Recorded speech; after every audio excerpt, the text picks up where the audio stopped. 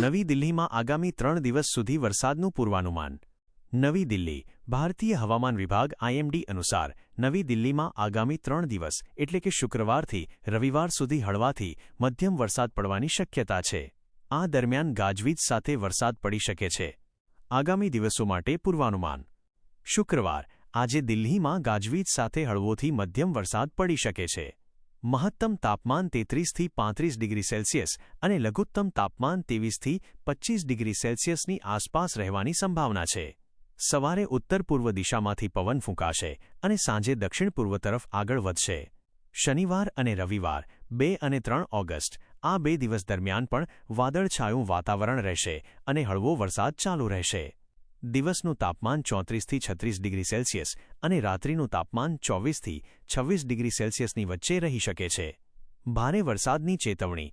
IMDએ આગામી 7 દિવસ દરમિયાન પૂર્વોત્તર અને પૂર્વ ભારતમાં ભારેથી અતિભારે વરસાદની આગાહી પણ કરી છે. પહેલાંનું હવામાન. ગુરુવારે દિલ્હીના કેટલાક વિસ્તારોમાં મધ્યમથી ભારે વરસાદ પડ્યો હતો, જેના કારણે ઘણા વિસ્તારોમાં પાણી ભરાયા હતા અને ટ્રાફિક જામ થયો હતો. ગુરુવારે મહત્તમ તાપમાન 29.9 ડિગ્રી સેલ્સિયસ અને લઘુત્તમ તાપમાન 24.7 ડિગ્રી સેલ્સિયસ નોંધાયું હતું. મુસાફરો માટે સલાહ.